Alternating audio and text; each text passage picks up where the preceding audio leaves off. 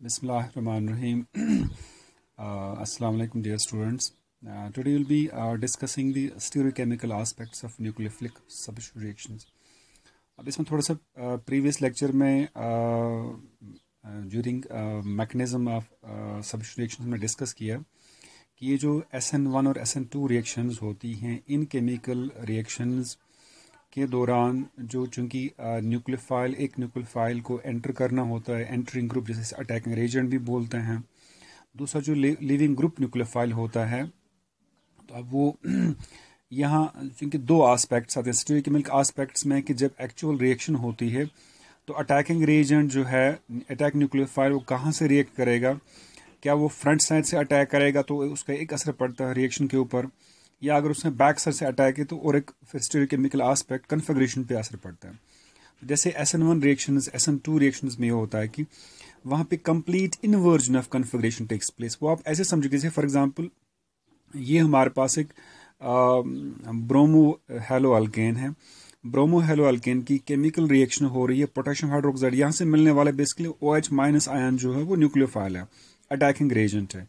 ये attacking Regent इसने Br minus को रिप्लेस करना है यहाँ से, वो भी एज लिविंग ग्रुप न्यूक्लियोफाइल होगा, ये अटैकिंग इंटरिंग ग्रुप न्यूक्लियोफाइल है। तो प्रोडक्ट हमारा टर्शियल अल्कोहल बनेगा प्लस Br बाहर निकला है। तो लेकिन इसमें ज़रा ये होता है कि एक्चुअल रिएक्शन में क्या होता है,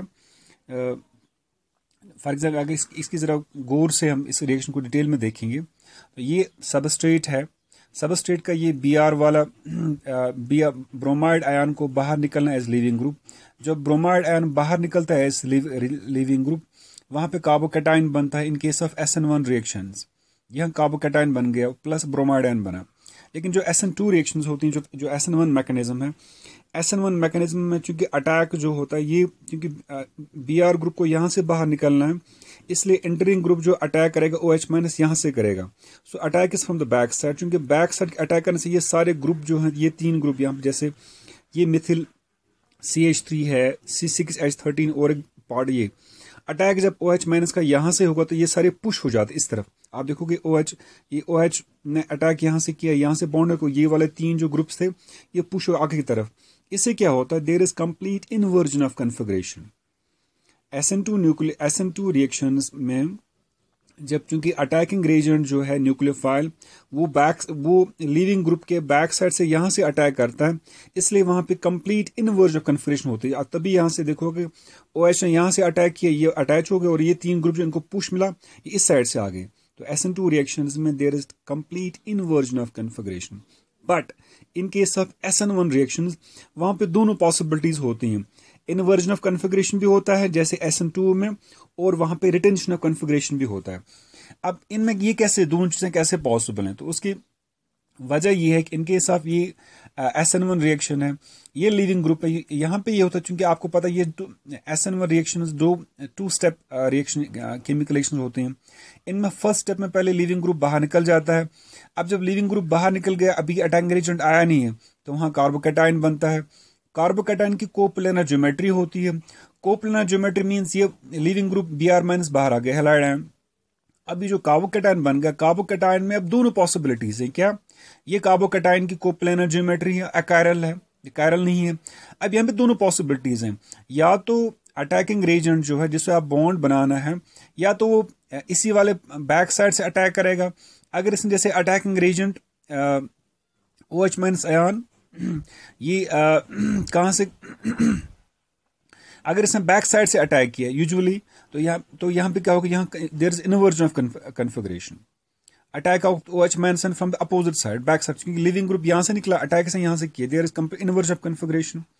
और अगर ये भी पॉसिबिलिटी, दूसरी पॉसिबिलिटी क्या है कि जब अटैक जहाँ से ये लिविंग ग्रुप बाहर निकल गया, तो इसी फ्रंट साइड से ही फिर OH ग्रुप ने अटैक किया, OH अटैकिंग रेजेंट जो है सबस्ट्रेट दूसरा अटैक, तो उसने फ्रंट साइड से, उससे क्या होगा फिर वहाँ से there is complete retention of configuration.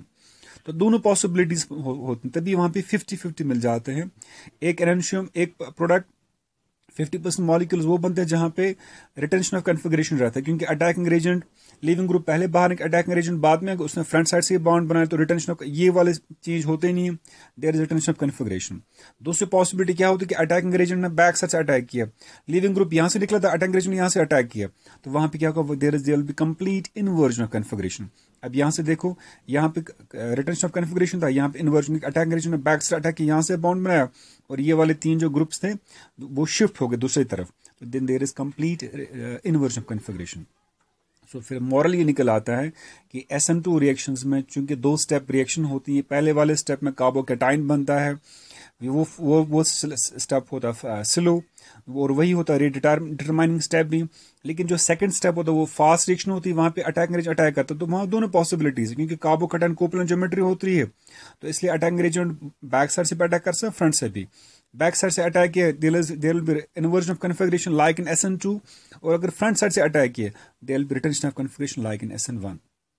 तो this is with regard to stereochemical aspects of these nucleophilic substitution reactions. अब इसमें और एक पार्ट है, मैं चाहता हूं कि इसी में लेक्चर में कंप्लीट कर डालूं कि ये ऑप्टिकल आइसोमेरिज्म क्या चीज होती है।